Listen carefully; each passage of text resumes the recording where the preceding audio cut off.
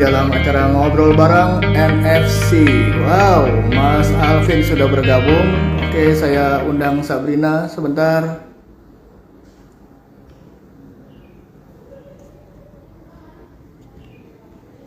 Kita akan ngobrol-ngobrol yang asik banget pada sore hari ini.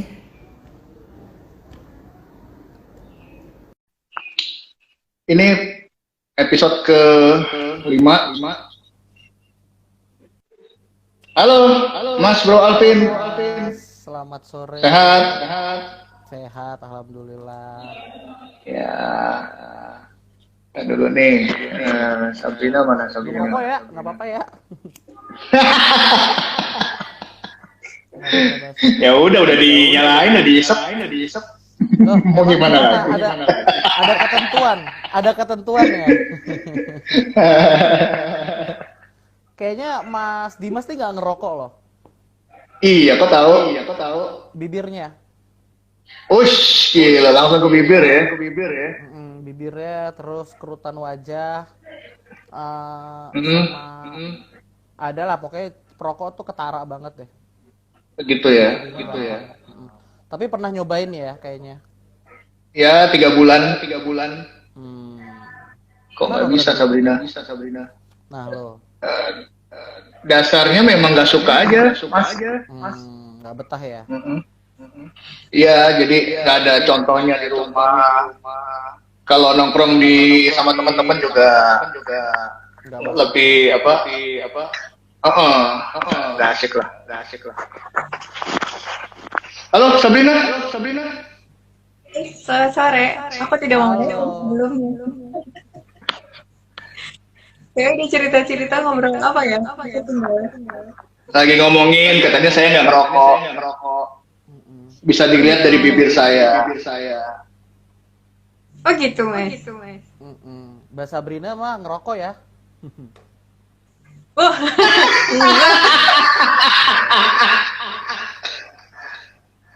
enggak mas, tapi pernah nyoba. Semua orang pernah nyoba. Iya, saya juga kok 3 bulan. Dihitung gitu ya 3 bulan. 2 bulanan something lah. Ya Sabrina gimana Sabrina nih? Kita udah jam 5 nih. Ada yang kopi-kopinya udah disiapin, rokoknya yang satu kayaknya udah kelihatan udah rokok banget, udah nyantai banget deh. Ya. Kita santai-santai aja ya, kadang ada KPI juga. Bebas-bebas aja lah. Nggak ada KPI. Emang nggak ada? Masa saya perlu? Saya bikin dulu kali ya, boleh nggak nih bikin dulu? Wede. Iya.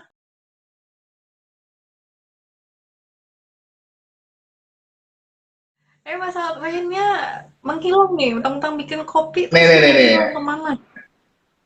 Lagi ngebrew kali ya. Ngebrew sama ngebrew. Halo, udah masuk? Iya. Dimaafin. Kopinya. Oh, feedback lagi. Bentar. Oke. Sabrina ini dulu, saya cari headset dulu ya. Boleh banget mas. Mbak Sabrina di mana posisi? Udah ngopi belum? Aku belum. Kan nunggu itu lagi nunggu dibikinin nih. Oh, gimana ya bikinnya? Cara bikin habis itu ngirim. Ya enggak ini lagi dong.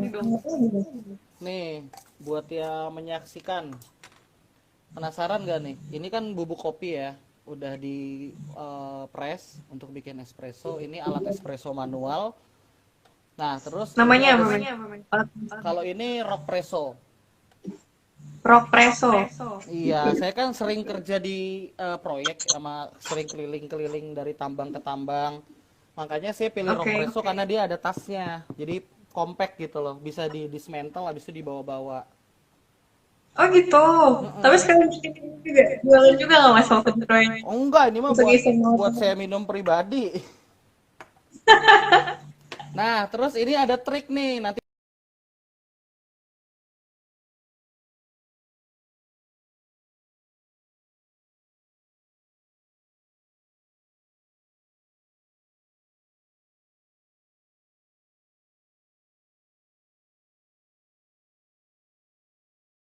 Itu nanti dong, masa semua sekarang? Ya, silakan. Spoilernya dong.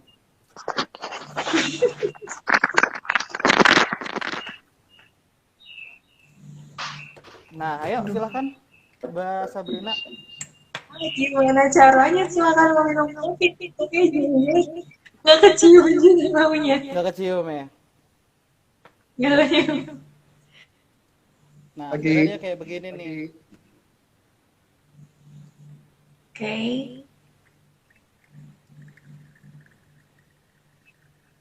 Itu biji kopi apa, Mas? Espresso, Aku tahu banget. tuh. Espresso, simple plain espresso sama teman Nggak kecil tahu. yang compact. Kelihatan nggak? Kelihatan ya? Agak harus turun dikit lagi. Gini. Nah, Nah, ditekan aja kayak gini. Ser. Udah deh jadi espressonya. mantap. Nggak kerasa juga di sini. Kesel banget. Nggak kerasa ya.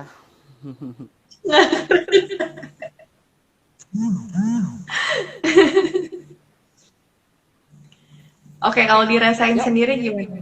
dirasain sendiri ya. Paling diminum sendiri. Ya. Oke, mantap. Udah aman. Udah rokok ya. Betul. Oke, Mas Dim aman? Sip. Udah aman? Aman. Problem di ini headsetnya ini. Enggak juga, ini masih. Kenapa ini? Udah lanjut. Berarti berapa, Pak? Ya lepas semua. Aduh, aku tuh paling nggak bisa kalau udah digituin tuh sama kopi. Pengen ya. Aku harus minum kopi. Ayo pengen ya. Kayak oke. Nih Mas, kita mau ngobrol-ngobrol nih ya, sore ini. Masih ya itu. Ya, buat nonton juga sambil minum kopi. Mas aja minum kopi. Mereka juga minum kopi juga silakan boleh.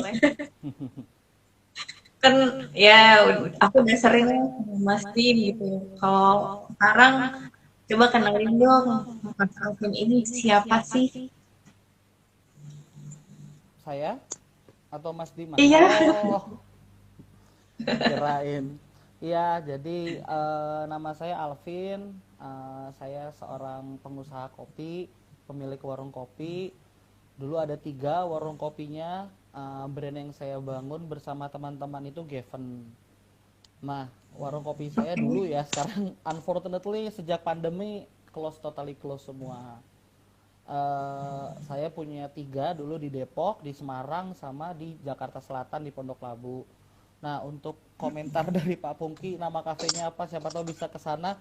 Ditunggu aja dulu, soalnya sekarang kita belum ada tempat nyeduh nih, belum ada bar, Iya, belum lagi ada tes tempat. PPKM juga ya. Iya, lagi masih PPKM. Palingan rencananya mau bikin kopi susu botolan, tapi ya botolan juga masih pending. Jadi untuk kopi yang saya bangun ya masih lama, masih butuh waktu deh. Nah, terus kalau saya sendiri background saya kimia analisis. Basically saya di lab harusnya kerjanya. Betul, harusnya Kimia kerja di lab. analisis itu sama kopi ada matchingnya nggak Mas? Kimia analisis itu mereka yang bekerja di lab ya, sederhananya gitu. Tapi untuk di dunia kerja ke bawah nih. Oh, ke bawah banget, ke bawah banget. Maksudnya pola pikirnya ke bawah lah, pola pikir sama Oke. backgroundnya. Buat saya nggak terlalu sulit untuk memahami istilah-istilah ekstraksi, istilah-istilah karamelisasi dan lain-lain. Nanti kalau itu sih detail ya. Jadi saya nggak terlalu kagok untuk membaca literatur atau jurnal-jurnal kopi yang berbahasa kimia karena buat saya karena saya udah ada backgroundnya. Nah, Mantep banget ya kalau aku tuh taunya kalau enak aja udah gitu. ya Nah, salah sih. itu Ini kan definisi semua dari orang kan. ya gimana? Kenapa tadi Mas? Silakan lanjutin. Ya itu maksudnya definisi dari entusias gitu. Maksudnya kalau antusiasnya itu kan berarti mendalami secara komprehensif gitu. Semua muanya sampai kandungannya, cara kesananya. Jadi ya itulah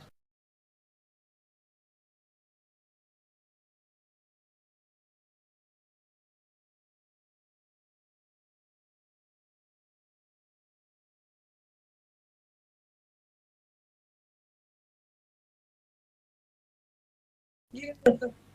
Jadi mungkin nama ini segelintir aja orang dengar, tapi dulu itu ada program Coffee Story di Kompas. Coffee store. Ini dulu sih, Di dulu mana banget. tuh? Di Kompas TV, dulu banget waktu Kompas TV masih awal-awal, yang masih zaman stand up komedi yang dulu banget. Oke. Itu ada namanya program Coffee Story Kompas TV, pembawa acaranya itu Adi Pratjeka. Mhm. Ari Pratjeka ini Q grader pertama di Indonesia, di Asia Tenggara malah bisa dibilang.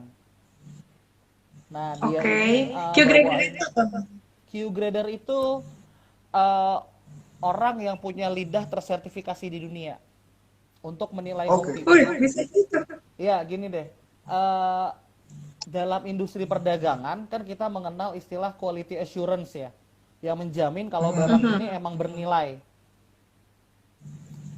Saya ambil contoh batu bara deh yang agak kalau batu bara perdagangannya harganya ini tinggi atau rendah tergantung nilai kalori.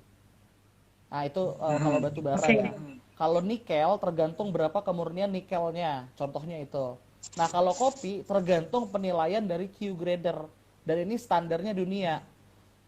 Kopi yang harganya cuma 100.000 per kilo, kalau Q grader bilang ini nilai cupping skornya di atas 80 dan dia masuk specialty grade, harganya bisa jadi 200 sampai 300.000 per kilo. Tapi nggak gampang kan untuk jadi Q-grader, untuk dapat sertifikasinya itu nggak gampang kan, Men? Di Indonesia dari jumlah penduduk kita yang ada 5,7 ini tuh cuma ada 100 orang loh. Di dunia cuma 2.000-an. Wow. Nggak sembarang emang. Lidah mereka mahal. Iya, karena segede ini tuh menjawab. Iya, benar. Nah, itulah yang disebut dengan istilah kopi specialty. Makanya hati-hati nih kalau belanja kopi. Dia nggak bisa loh nempelin specialty secara sembarangan kalau nggak ada penilaian itu. Oh gitu. Aku baru tahu nih. Bukan pas kopi sekarang nggak. Misal minum kopi enak aja dia aku harus tanyain. Makanya kadang-kadang ada kafe, saya suka kafe itu menggunakan istilah specialty ini nggak boleh asal digunakan. Kopi kita kopi specialty atau dia nulis tuh di belakangnya misalnya specialty coffee gitu. Jadi itu ada tanggung jawabnya sebenarnya. Makanya di kafe saya nggak pernah bilang kopi saya kopi specialty karena harganya mahal, yang minum juga nggak ngerti ngapain. Tapi untuk dunia perkopian nih, ada nggak komunitas yang Mas Alvin ikutin? Komunitas saya paling ikutnya koperasi kopi biasanya. Kenapa? Karena kalau saya lebih pilih koperasi dibandingkan barista, karena kalau koperasi itu komprehensif ya, ada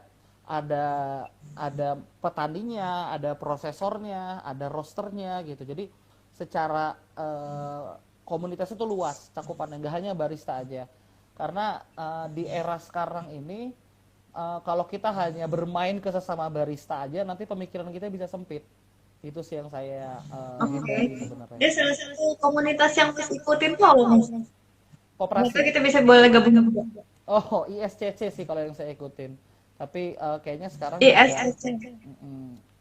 Indonesia Sustainable Coffee Cooperative. Oke, dan itu ada perspektif dari mereka. Iya, ada semua apa namanya membernya tuh mulai dari petani, terus pasca panen. Nah jadi di industri kopi itu sampai kopi ini nih nyampe nih ya, sampai ke depan saya itu peran besarnya tuh banyak, peran besarnya petani, peran besarnya yang mempasca panen setelah itu panen, terus mereka yang mengsangrai atau merosting, dan mereka yang menyeduh gitu. Nah kalau Iya benar-benar nggak cuma minum aja kan. betul. Mulai dia dari tanam sampai dijaga sampai ya ke meja tadi tuh pas panjang banget perjalanannya. Nah itu konsepnya adalah Mas konsep Dip dari tadi diam-diam aja belum ngopi ya. Belum- Ayo dong. Lanjut aja. Tanya dulu nih. Coba Mas Dip ada yang mau ditanya nggak? Saya bukan penggemar kopi, tapi menikmati. Wah, Oke, at least bisa baru mau bilang Mas Alvin kayak gini-gini nggak sih ketemuin, tapi penikmat ya udah nggak apa-apa. Nah, Mas Alvin, makanya kebun kopi yang gimana? terbesar di Indonesia di mana? Kenapa? Oh, kebun. Paling besar tuh Kebun Gayo. kopi terbesar di Indonesia. Gayo tetap. Iya yo. Gayo tuh number one deh. Mm-mm. Gayo itu bahkan Selain dari udah Giganya, um, yang kedua mungkin Toraja ya, tapi saya kurang kurang kopi yang kedua. Tapi sejauh ini Jawa juga besar, tapi Jawa tuh sebagian besar Robusta. Jawa itu ya rentetannya Sindoro, Sumbing, Banyumas terus sampai ke, tapi sampai saat ini yang terbesar tuh masih Gayo ya, karena dia produksinya emang massal dan bahkan Starbucks itu kan emang udah kerjasama ya sama Gayo ya, mungkin ini jadi rahasia umum. Jadi udah banyak banget Gayo itu paling besar. Bahkan sekarang itu dan di Gayo kebunnya, biji-biji Gayonya juga yang paling lama nggak sih Mas? iya paling senior. Saya pernah ketemu teman saya, dia petani kopi di sana, ibu-ibu, ibu-ibu ya, ibu-ibu udah generasi ketiga dari pemilik Oke. kebun itu. Jadi dia udah generasi ketiga, dia udah punya anak, anaknya udah kuliah ya, bukan anaknya tuh bukan anak kecil tapi anaknya udah kuliah. Dia generasi ketiga dan ini akan ditaruh nanti ke anaknya.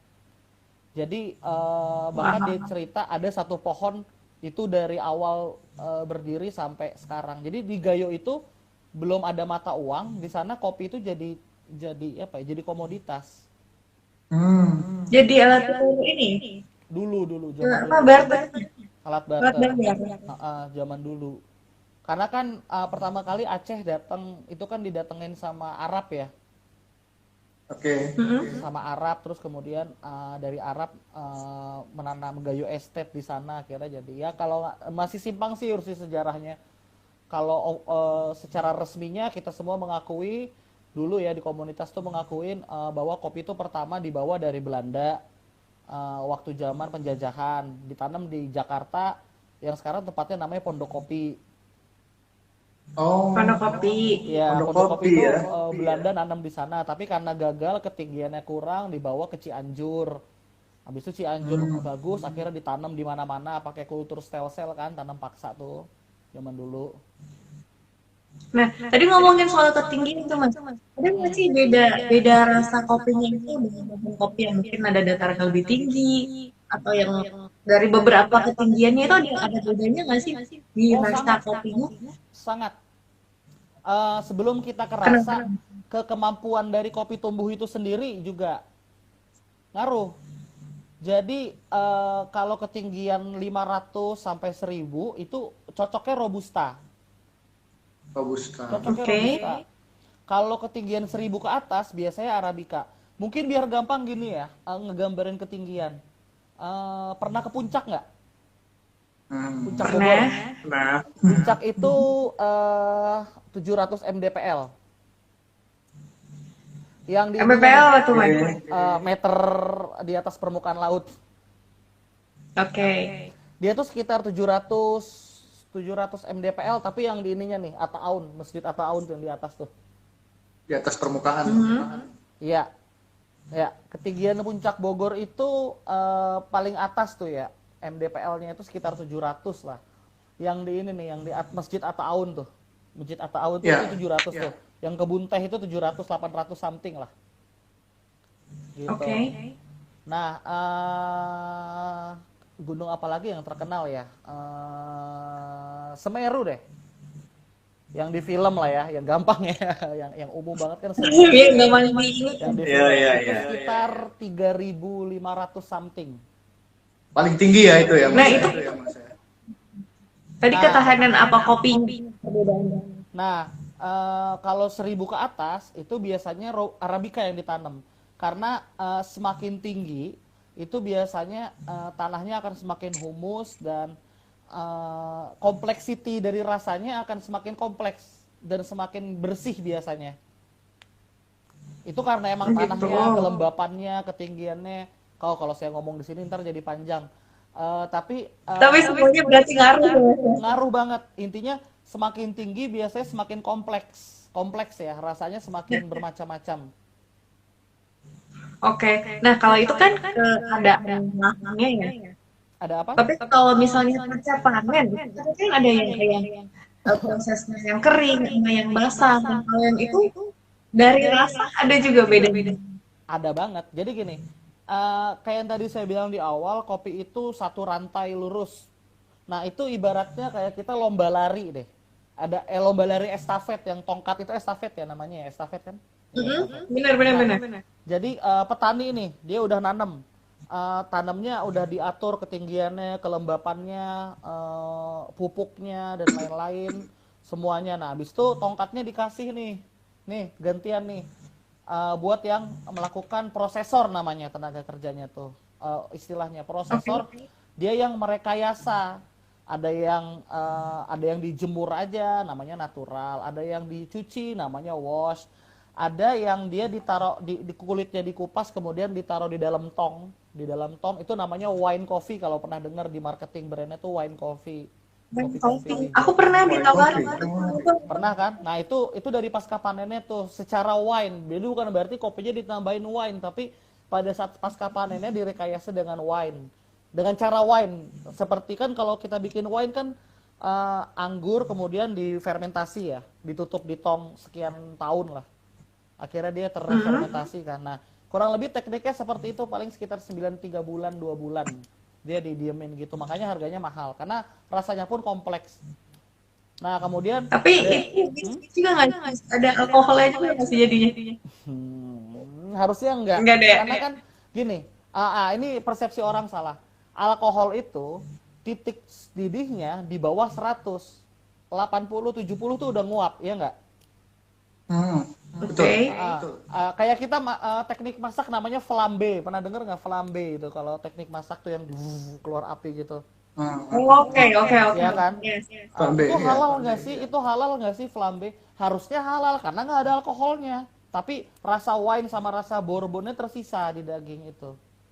Jadi punya nah, kopi itu nggak ada yang di roasting di bawah 80. Semuanya kalau udah disangrai itu pasti 200 180 ke atas, pasti udah nguap alkoholnya. Kalau kita ngomongnya halal-halalan ya. Ya. Berarti aman ya? Harusnya aman ya, udah nguap alkoholnya. Gitu. Oke, Mas. Oke, oke. Mas Afin, saya tertarik tadi nih bicara masalah petani ya. Ini kita lihat petani-petani itu kan berarti banyak ya. Nah, apakah sudah si petani ini sudah merasa untung dengan hasil panen yang dihasilkan? Ada juga kita dengar sistem ijon. Nah, itu gimana tuh? Tadi kan katanya ada koperasi gitu ya. Apakah koperasi itu juga sudah bisa menaungi mereka? Nah, gimana tuh Mas Afin? Ini panjang nih omongannya nih bakal. Udah ada kopi, Mas. Tapi saya coba simplify ya. Ya, disimpelkan aja. Simpelnya gini. Negara kita sama Vietnam luas mana? Harusnya kita ya. Tapi kenapa Vietnam nomor 1 penghasil robusta di dunia? Nah, itu yang saya tanya sama Mas Afin. Iya kan, itu misteri banget. Pertama gini, kita punya banyak gunung, tanah kita sangat. Jadi gini, kopi itu kita mengenal istilah bean belt namanya di dunia. Sabuk kopi, sabuk kopi. Sabuk kopi itu garis khatulistiwa ditarik dikit ke atas, itu negara-negara yang bisa tumbuh kopi. Indonesia Yang juga bisa ada. tumbuh kopi. Iya.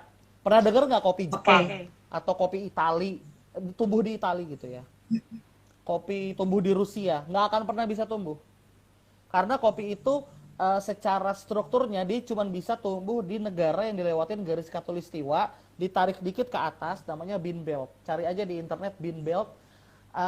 Itu Brazil, Peru, terus Vietnam, Indonesia. Nah, pokoknya negara-negara itu bean belt itulah yang bisa tumbuhnya kopi. Salah satunya kita. Nah, yang bikin kopi Indonesia itu enak sama kaya itu sebenarnya dari struktur tanah kita. Tanah kita ini kan tanah kaya ya. tongkat dan batu ditanam jadi tanaman ya, lagu ya. Kata plus Harusnya, plus. Mas. Plus plus ya, aduh tua banget nih ketahuan. Nah, Jangan ngomongin tua dong. tua ya. Nggak enak Tapi, sama Gajah Mada. tapi sederhananya Kurs Plus itu udah menggambarkan bahwa betapa rich-nya dan kayaknya negara kita termasuk kopi. Nah, yang kayak tadi saya cerita, kopi itu kompleksitas rasanya tergantung dari komposisi tanahnya. Nah, tanah kita ini kan vulkanis. Banyak berapi ya, banyak gunung berapi. Jadi kaya rasa dan itulah yang membuat kopi kita ini dikenal di negara-negara itu kompleks dan unik gitu loh, khas banget. Dan kopi Indonesia tersebarnya itu unik. Nah, kenapa kita yang punya potensi kayak gitu masih belum merasa untung? Sederhananya gini, ini kisah nyata ya, saya nggak mau sebut namanya. Saya punya teman, saya ngambil kopi dari dia di Lampung. Dia pengusaha kopi nih gitu. Sedangkan kopi tadi itu ya, kopi Indonesia tuh kayak kompleks. Terus kita penghasil kopi terbesar, nomor 2 lah setidaknya. Harusnya kalau misalnya punya prestis dong. Situ siapa petani kopi sama petani sawit keren mana? Di mental Indonesia kebanyakan. Rata-rata petani sawit, kaya nih. Tajir nih, kayak kenalin diri ke calon mertua deh gitu misalnya, atau bahasa Bunda ada yang mau ngelamar gitu misalnya, ini siapa, dia petani kopi gitu. Ini petani kopi gitu ya kan, kelihatannya nggak seprestis sawit kan ya. Nah, dan kopi teman saya ini petani kopi yang di Lampung, dia kalau belum panen dia masih kerja jadi satpam di pabrik.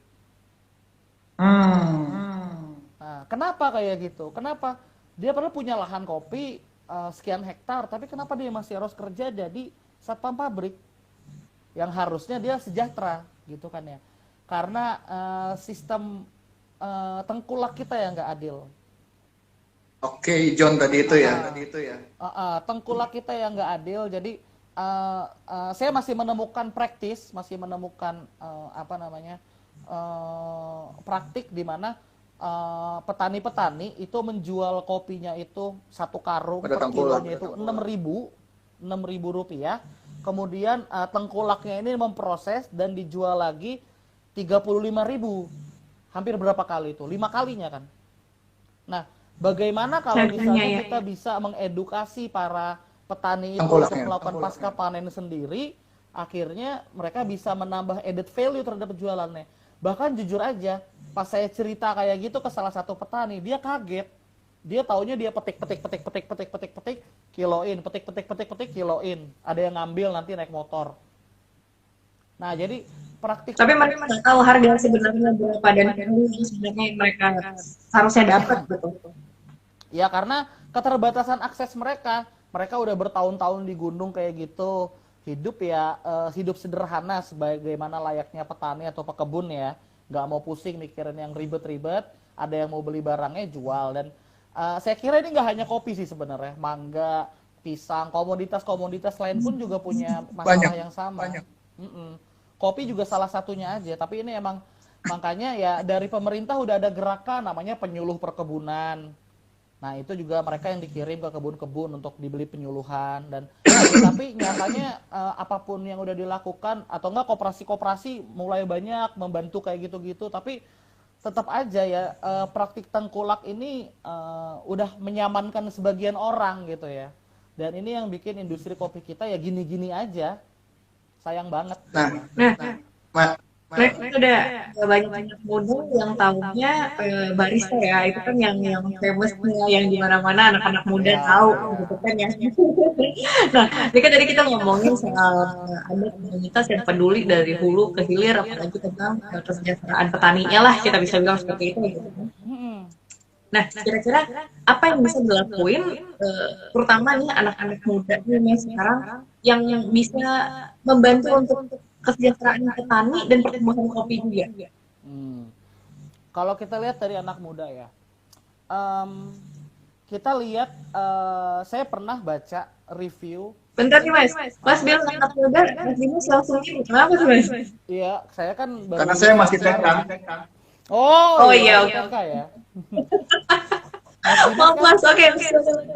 kita kan dulu kuliah bareng kan. Wisuda kan baru bulan kemarin ya, wisuda online ya, ya kan? Iya, benar. Waduh, Wisudanya online ya. aku Kalau nggak ini ngerasain sih. cat aja ini bukan bukan beban. Oh, itu biasa lah. Baik. Tren aja ya, tren kan. Iya. Sekarang Biar anak kelihatan SMP tua. juga ada yang ubanan kok. Ini bukan beban highlight aja. Iya, highlight, highlight. Nilai. Oke, itu tadi anak muda tuh, coba jelasin. Anak muda ya, seru nih anak muda.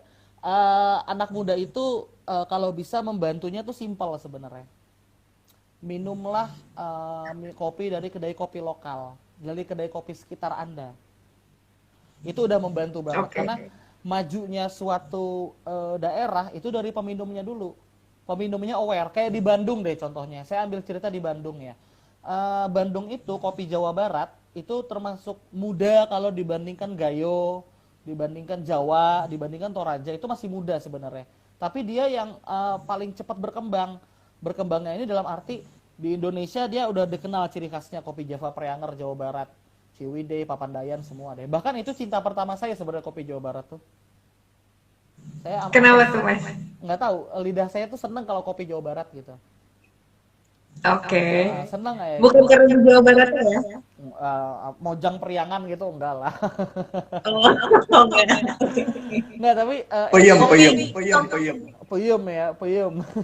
Tapi Jawa Peyem Barat kuat. itu, seru kopinya kalau menurut saya. Itu preferensi saya pribadi sih. Setiap saya datang ke warung kopi, yang pertama kali saya cari itu ada kopi Jawa Barat nggak gitu. Kalau nggak ada ya udah cari yang lain gitu. Mana yang ada, mana yang asik. Tapi saya punya favorit kopi Jawa Barat. Nah, kenapa dia bisa sangat maju? Karena Bandung itu peminumnya juga aware. Peminum kopi di Bandung itu punya ini yang bagus, punya kualitas yang bagus gitu, punya mereka sadar kopi mana yang enak, mana yang enggak asal minum aja campur gula sama campur susu. Nah, karena peminumnya aware, akhirnya barista jadi kreatif di sana, berlomba-lomba untuk membuat minuman yang kreatif. Nah, baristanya juga akan lari ke roasterinya, yang nyangrai juga akan berlomba-lomba nih membuat ngecangrai kopi yang bagus, balik sampai ke kebunnya. Akhirnya jadi kompetisi yang sehat dan kompetisi yang nikmat gitu. Akhirnya jadi makin berkembang. Jadi sebenarnya cara anak muda ya khususnya ya, cobalah mulai minum kopi-kopi yang emang dari specialty, bukan yang kemasan. Tapi itu balik lagi kepada pilihan ya, pilihan orang. Cuman di Bandung tuh cepat berkembang karena itu. Di Jogja pun sama. Jogja pun juga peminumnya peminum cerdas lah gitu, yang tahu inilah, tahu kualitas gitu. Bukan yang kayak Peminum cerdas ya, Mas. peminum kopi. Berarti ada peminum yang tidak cerdas? Mau saya ceritain contohnya. Pengalaman pribadi. Coba. Udah, mau nggak cerdas kok, udah nggak apa-apa, biar belajar aja cerdas. Termotivasi jadinya gitu. Itu tadi Mas ya, berarti salah satunya yang bisa anak muda adalah ya minum kopi-kopi lokal dan mungkin tahu lebih banyak kali ya apa asalnya dari mana. Terus Ya, ya kita rasanya juga kayak bikin gimana. juga petani, masa petani kita udah capek-capek, terus kopi kita juga enak-enak, masa nggak bisa sih ngalahin yang lain ya nggak sih? Bener. Jadi peminum cerdas itu satu, jangan jelas ciri khasnya. Dia nggak terlalu brand minded. Nah itu tuh. Bukan yang asal pesan kopi habis itu di foto-foto brand gitu. Untuk menunjukkan sosial status gitulah ya. Biasanya kan orang-orang yang baru Kayaknya akrab tuh yang seperti itu. Iya terus lagi beli Star ini nih gitu ya kan, langsung diposting gitu kayak oh gua Saling, saling. habis itu yang kedua dia aware gitulah ya sama rasanya, sama oh ini enak, oh ini enggak gitu. Itu peminum-peminum. Harapannya orang-orang kayak gitu tuh semakin meningkat gitu. Nah, kalau itu meningkat, itu pasti ditarik ke belakangnya akan meningkat juga kok. Saya bisa jamin. Amin, amin. Aku juga mau dukung kopi Indonesia. Saya akan mendukung itu juga. Cuma gini nih Mas Alvin nih, saya punya problem. Kan nih, Apa nih? Mas Bro ini ahlinya. Saya mau minum kopi. Saya pengen suka, pengen doyan karena tadi ada urut-urutannya tuh cakep banget tuh. Masalah petani, terus bisa kesejahteraan dan lain-lain gitu ya. Tapi saya punya problem, saya ini punya asam lambung. Nah, itu gimana tuh? Ya, apakah mitos atau fakta tuh ketika orang asam lambung itu minum kopi ada side effect-nya? Begini, eh, sebenarnya balik lagi terhadap kemampuan orang tersebut ya, metabolisme orang tersebut, bagaimana tubuhnya memproses kopi. Tapi setidaknya gini, ada teknik yang bisa kita mengurangi kadar CO2 pada kopi. Jadi kopi itu kan bahan bakaran ya, yang dia dibakar ya gitu. Basically kan dia dibakar, dan itu masih ada karbon dioksida yang kejebak di dalam struktur biji kopinya. Oh, Gitu. Nah itu dari hasil roastingan itu inevitable, itu nggak bisa dihindari. Nah biasanya triknya para barista itu dia melakukan namanya pre-wetting, baik itu mesin espresso ataupun mereka yang nyeduh manual pakai kettle, itu tekniknya sama. Jadi dibasahin dulu, dibiarkan dia terkena udara selama berapa waktu untuk mengeluarkan CO2-nya, agar pada saat di gelas kayak gini itu nggak ada CO2 yang terlarut di dalamnya. Mas Dimas punya asam lambung? ya, ya. Pernah nggak makan terus minum soda nggak? Pernah nggak makan? Pernah. Rasanya kayak gitu. Perih. Mas Alvin. Tuh perih terus ditinggal pas lagi sayang-sayangnya tuh kayak gitu. Perih banget. Aduh, perih. Ini lebih perih daripada Wah, minum ini soda ini. hakiki nih. Perihnya seperti apa? Mas Alvin sudah balik. Ayo lanjut. Ya. Pernah soda pernah. Terus rasanya gimana habis itu? Ya perih melilit gitu, mual-mual. Nah itu Perih efek kayak dari perih kan? Itu efek dari karbon dioksida. Jadi itu kan sebenarnya soda itu kan CO2 terlarut di air gitu ya, makanya dia minuman berkarbonasi kan disebutnya kan. Jadi H3 itulah pokoknya, intinya yaitu kita mengurangi CO2 yang terlarut dengan harapan kemungkinan mengurangi asam lambung. Saya pribadi alhamdulillah nggak ada penyakit asam lambung, tapi saya kan orangnya nggak sarapan sebenarnya, nggak pernah sarapan gitu lah. Maksudnya kayak pagi hari saya tuh dimulai cuman minum air putih, habis itu bikin kopi, ngerokok, udah minum kopi. Saya baru makan siang. Iya Mas. Gitu. Kita bisa temenan. Nggak ada pengaruhnya ya di lambung tuh dengan kondisi So far seperti itu enggak, tadi. so far enggak, karena saya pre-wet, terus emang saya udah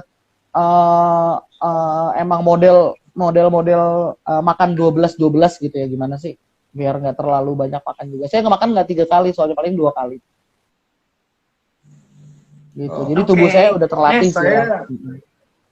Iya, metabolisme sih Mas ya.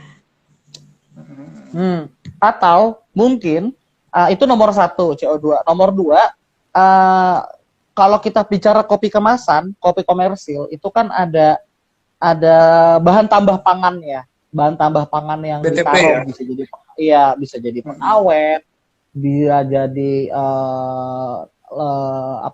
creamernya, atau bisa jadi artificial sugarnya, aspartam atau yang kayak gitu-gitu deh. Nah itu yang mungkin men-trigger, tapi saya nggak prejudice itu pasti ya, tapi mungkin saja orang tersebut merespon terhadap itu, mungkin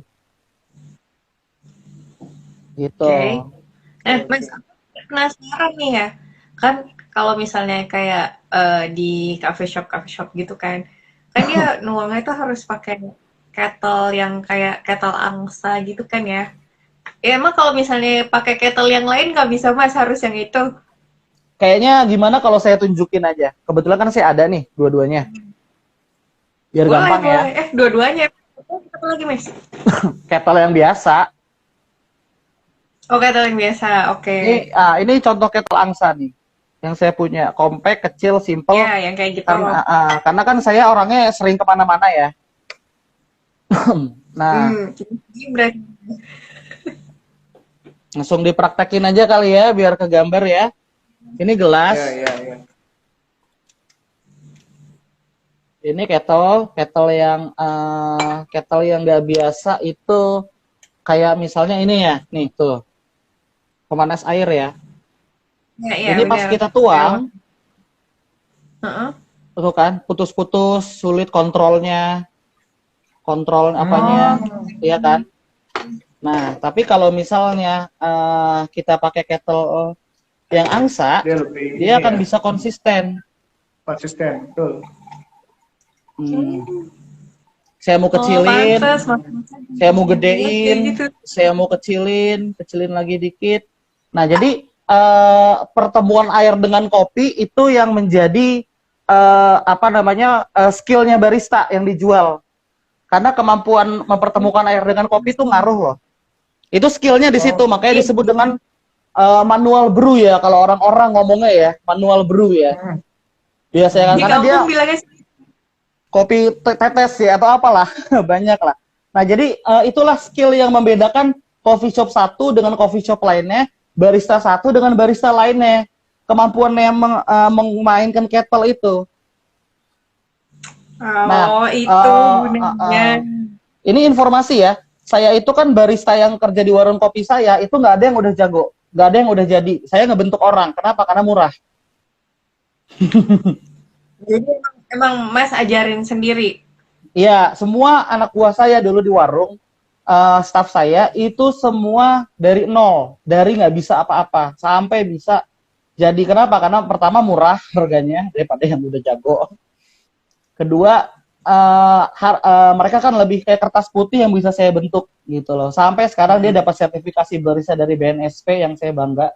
Dan dia bahkan bisa ngajar dan lain-lain. Dia udah pindah ke Bandung. Pokoknya banyak yang udah jadi-jadi, ada juga yang nggak jadi. Tuh.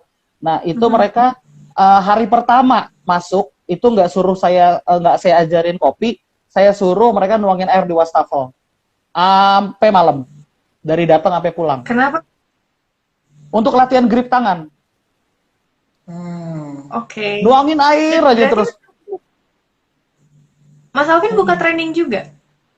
Oh buka, tapi segmented ya, saya nggak mempromosikan diri. Ayo training bayar sekian, nggak. Saya lebih pemalu sih orangnya, nggak mau promo. Tapi kalau Berarti, misalnya Mas, ada orang training atau request bisa berarti Mas? Iya, saya kalau training itu rata-rata semua open request sih. Mereka yang minta sekian orang, dan biasanya saya hanya berbisnis untuk perusahaan sama untuk pemerintah. Tapi kalau ini istri saya nggak suka banget sih yang pernyataan ini. Gitu, soalnya saya emang orangnya, saya orangnya emang agak nggak komersil sih gitu. Ibu saya, bini saya tuh suka ngomel-ngomel.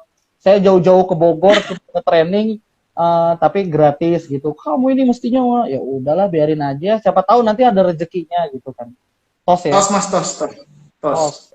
Gitu loh. Kita sama nih Mas dari sisi ini nih. Jadi kalau tadi dari sisi itu tadi, saya kapan-kapan nih Mas Alvin mesti datang ke Newbie Film Center. Kita di situ ada satu kelas, kita juga bikin namanya Newbie Learning Center ya. Jadi ada film center, ada learning center. Yang film memang khusus belajar tentang film. Nanti yang learning center itu kita belajar semuanya. Makanya kita mengadakan live IG di sini untuk menunjukkan pertama kepada si calon sineas ini bahwasannya banyak sisi menarik, banyak ide menarik yang bisa dijadikan sebuah film. Nah berikutnya learning centernya itu nanti kalau memang mau memperdalam di luar film, kita bisa macam-macam nih kayak siapa Mas Alvin tadi nih, saya tertarik banget nih, dari nol bisa mendidik sampai akhirnya bisa certified BNSP, itu luar biasa. Kapan-kapan main ya Mas ya ke Newbie Film Center ya? Boleh, kalau saya Tapi selesai kerja ya. Kenapa, Sab, tapi kenapa?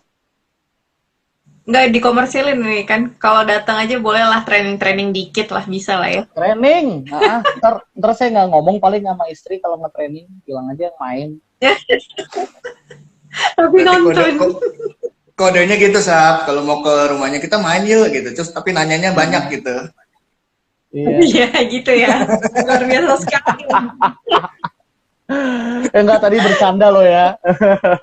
Dia nggak kayak serius gitu lah. Serius apa-apa. Dia nerimo lah orangnya, kalau kata orang Jawa nerimo lah. Gitu. itu mah. Ya mau gimana lagi Mas. Heeh, mau gimana Mas, lagi? Hmm? aku kan aku newbie banget nih ya. Di kopi tuh aku taunya cuma minum aja sih emang sebatas tahu minum enak udah gitu loh. Tapi Mm-mm. yang bedain tuh sebenarnya Arabica sama Robusta tuh bedanya apa sih Mas sebenarnya? Oke. Yang paling signifikan kafein. Tingkat Kafein di kafeinnya. Robusta. Kalau Arabica tuh tingkatnya. 0,8 sampai 1,6, Robusta itu bisa sampai 4% kafeinnya. 4% ya. Berarti hampir dua tiga kalinya lah untuk tingkat kafeinnya. Makanya eh, pernah dengar istilah Java nggak? Java programming. Java. Iya, iya, benar. Iya. Java itu kan lambangnya kayak panas kopi, gelas kopi gitu kan. Iya. Nah, Betul. itu karena programmernya itu suka minum Java. Jadi dulu di Eropa, Oh. di Eropa itu kita istilahnya kalau kita kan sekarang misalnya sama Mbak Sabrina nih, Mbak Sabrina ngopi yuk gitu. Kenapa nggak sama Mas Dimas gitu ya? Karena kan laki-laki malas banget nggak sih ngopi sama laki gitu kan. Oke. Nah, tapi kalau kita di Eropa zaman dulu itu ngomongnya gini, Mbak Sabrina ngejava yuk gitu. Itu slangnya gitu. Oh. Karena Oke. karena Java itu terafiliasi dengan kuat. Ibaratnya dulu di zaman dulu itu kalau kita minum kopi Java itu kita jadi melek. Karena apa? Dulu zaman Belanda dulu rata-rata kultur stem cell tanam paksa ini membuat kita Iya. banyak varietas robusta di Indonesia. Yang zaman-zaman penjajahan dulu ya, zaman VOC itu Iya, tuh iya. yang nyampe ke Eropa itu banyaknya robusta. Makanya ini dari mana? Java. Oh Java, oh mantap kopinya bikin saya melek. Ya karena kafeinnya tinggi. Oke. Oke, berarti kalau misalnya pengen melek nih, pengen banyak kerjaan atau ngerjain tugas tuh milihnya kalau mau minum kopi Robusta. Saya kayak gitu. Saya kalau pagi yang saya cari robusta, biar kafein kick gitu ya. Namanya kafein kick there gitu kan langsung. Habis itu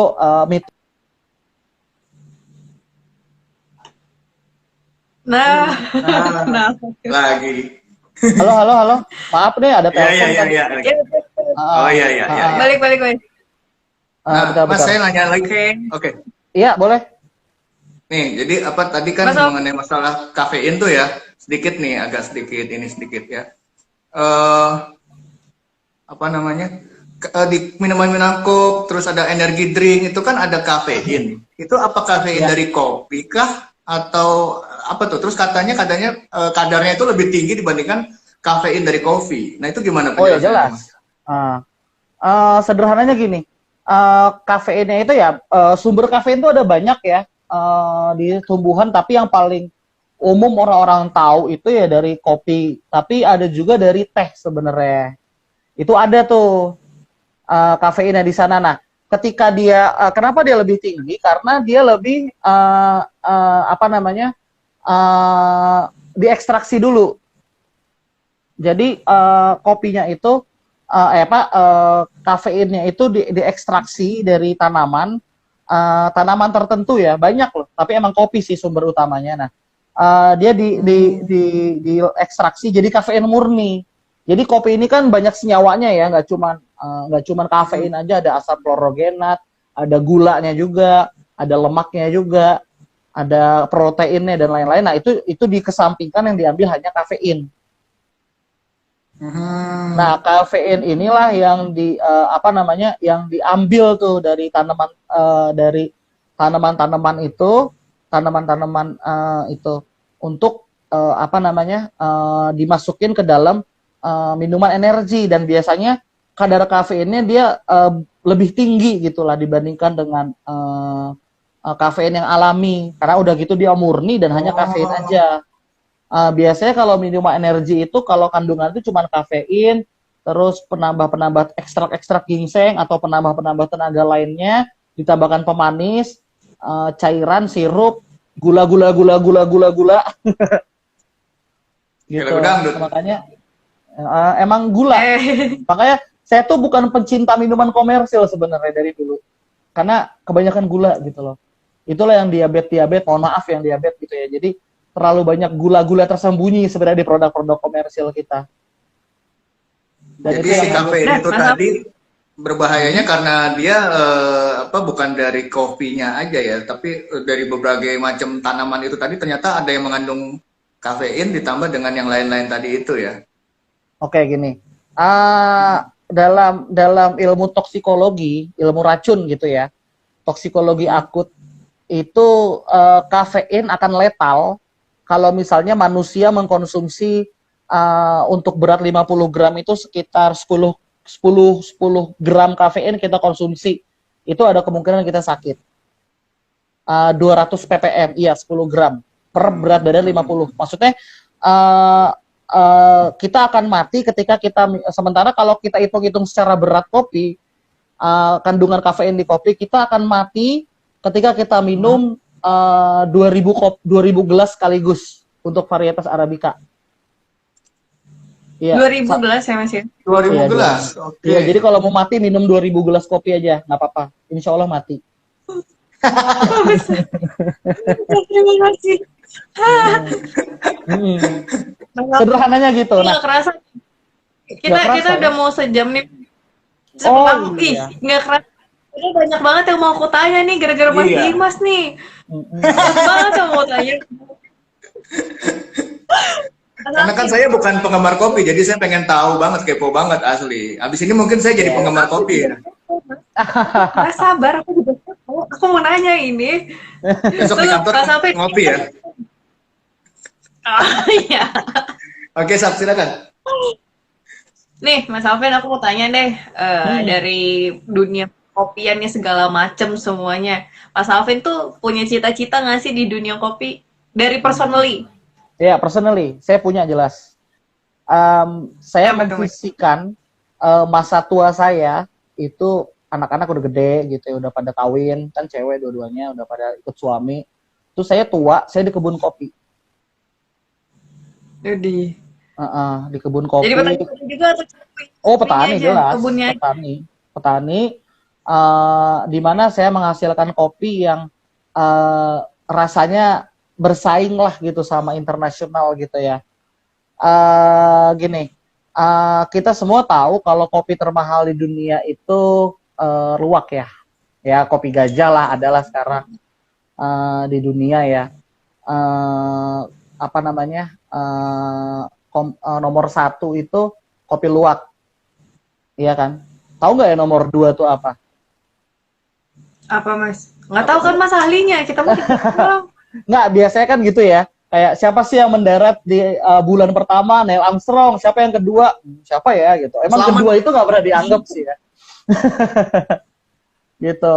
Makanya nggak mau jadi kedua Mas. Salah. Iya, terus Mas. Salah ya.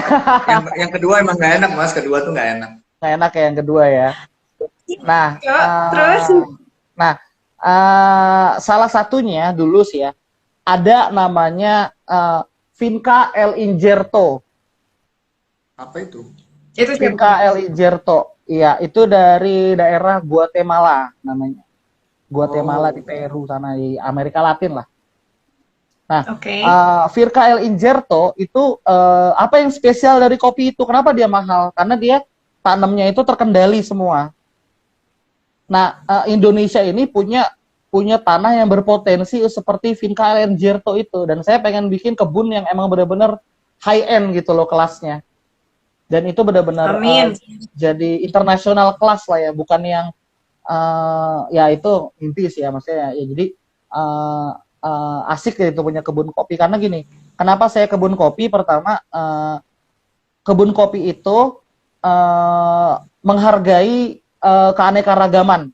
Contohnya gini, kalau saya compare sama sawit ya, sawit itu eksklusif, di mana semua lahannya harus sawit, nggak boleh ada yang lain. Nah, kalau kopi itu lebih biodiversity, maksudnya lebih beragam lah. Saya bisa nanam pisang, saya bisa punya lebah karena untuk membantu penyerbukan. Saya juga bisa punya sapi mungkin sambil punya tanaman lain, bawang atau apa. Jadi dia nggak eksklusif pun nggak apa-apa gitu. Sementara kalau kopi itu, kalau sawit kan eksklusif tuh, semua dihabisin, tanam semua 100%.